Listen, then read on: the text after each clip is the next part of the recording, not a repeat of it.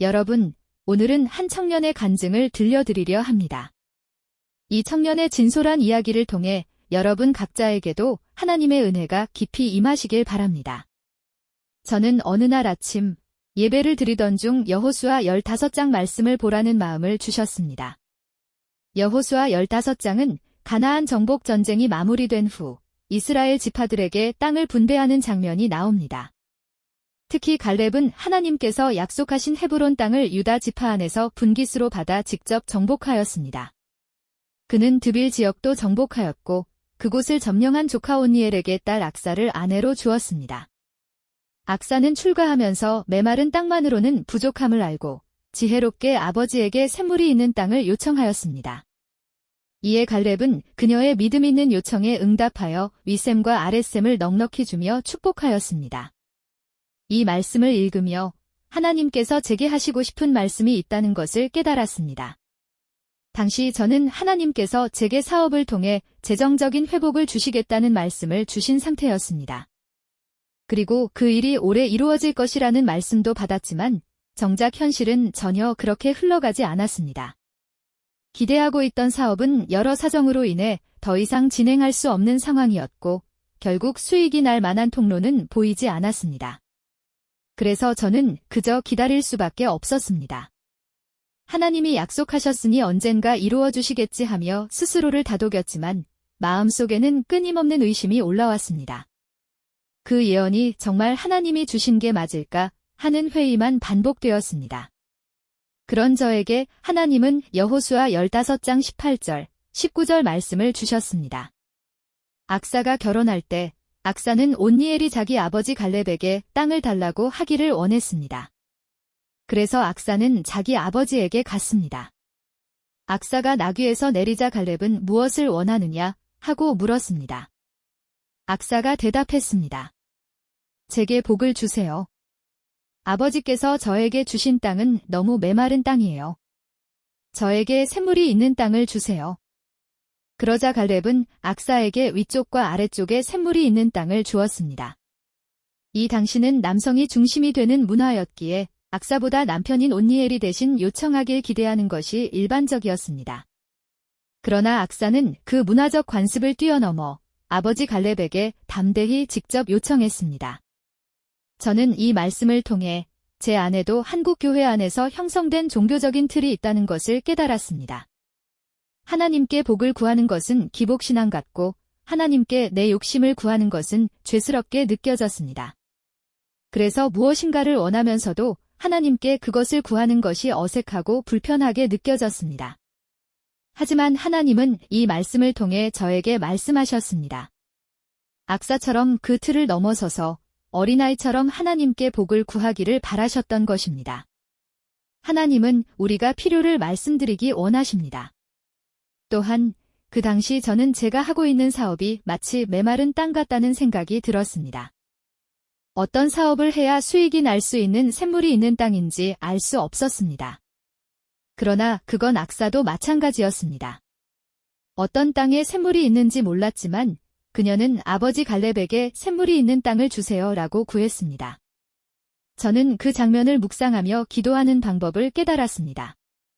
하나님, 어떤 사업이 수익이 날지는 모르겠습니다. 그러나 수익이 나서 재정적인 문제가 해결될 수 있는 샘물이 있는 땅을 저에게 주세요. 그리고 저는 또 한 가지 중요한 사실을 보게 되었습니다. 갈렙은 하나님 아버지를 상징합니다. 악사는 아버지에게 나아갔고 나귀에서 내리자마자 갈렙은 딸에게 무엇을 원하느냐 라고 묻습니다. 여러분, 갈렙이 자신의 딸이 메마른 땅을 받았다는 사실을 정말 몰랐을까요? 그렇지 않습니다. 갈렙은 알고 있었습니다. 그는 악사가 자신의 필요를 말할 때까지 기다린 것입니다. 그래서 악사가 오자마자 갈렙은 마치 기다렸다는 듯이 무엇을 원하느냐고 물은 것입니다. 여러분, 우리 하나님 아버지는 우리의 필요를 아십니다. 하지만 우리가 그것을 기도로 교청할 때까지 기다리십니다. 악사는 구체적인 지명을 말하지 않았습니다. 단지 샘물이 있는 땅을 주세요 라고 필요를 이야기했을 뿐입니다. 그러자 갈렙은 마치 이미 준비해둔 것처럼 딸이 원래 가지기로 했던 땅 위쪽과 아래쪽에 샘물이 있는 땅을 넉넉히 주었습니다. 이처럼 우리는 어린아이처럼 약간 추상적으로, 그러나 믿음으로 필요를 구해야 합니다. 그러면 하나님께서 우리의 필요를 정확히 아시고 가장 좋은 것을 예비하여 주실 것입니다. 그래서 저는 이렇게 기도드렸습니다. 주님, 저에게 샘물이 있는 땅을 주세요.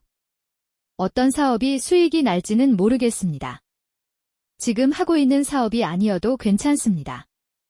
그저 수익이 날 수 있는 샘물이 흐르는 땅을 제게 주십시오. 제가 그것을 주님께 구합니다.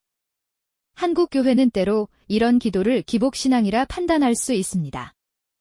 그러나 그렇게 종교적인 틀 안에 갇혀 하나님 아버지와의 친밀한 관계를 놓치고 있진 않으십니까? 복을 누구에게 구해야 합니까? 능력 있는 기업가입니까? 인맥이 좋은 사람입니까? 많은 성도들이 평일에는 돈을 벌기 위해 수단과 방법을 가리지 않으면서도 정작 주일에는 하나님께 재정적 필요나 복을 구하는 것을 주저합니다. 그러면서도 마음 한편으로는 하나님 외에 다른 곳에서 부요함을 얻으려 합니다. 그러나 우리는 갈렙의 딸 악사처럼 조금 창피하고 민망할지라도 하나님께 담대히 구해야 합니다. 주님, 주세요. 저에게 복을 주세요. 메마른 땅에 계신 여러분, 하나님께 필요를 구하십시오. 하나님 아버지는 우리에게 복 주시기를 원하십니다. 우리가 풍성하고 부유하게 되어 하나님께 감사하고 기뻐하며 살기를 원하십니다. 어느 가족이 있었습니다. 아버지는 나이가 들어 자식들에게 자신의 재산을 나누어 주었습니다. 막내딸은 메마른 땅을 받았습니다. 그녀는 그 사실이 마음에 들지 않았지만 아버지께 실망을 드릴까봐 혹은 욕심 많은 자식으로 보일까봐 아무 말도 하지 않았습니다. 여러분, 하나님 아버지는 그런 막내딸을 지혜롭지 못하다고 말씀하십니다. 왜냐하면 하나님은 우리의 속마음을 이미 다 알고 계시기 때문입니다. 더 이상 착한 척하지 마십시오. 하나님 앞에서는 가식적인 모습이 필요 없습니다.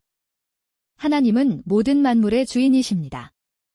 우리에게 모든 것을 풍성히 주실 수 있는 분입니다.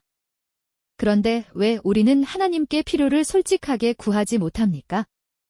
하나님은 우리가 그것을 구할 때까지 기다리고 계십니다. 그러니 하나님께 어린아이처럼 솔직하게 나아가십시오. 원하는 것, 필요한 것, 아버지께 모두 구하십시오. 그것은 결코 기복신앙이 아닙니다. 기복신앙이라는 종교적 말로 하나님 아버지와의 친밀한 관계를 가로막지 마십시오.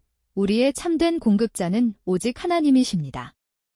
모든 필요는 하나님께 구해야 합니다.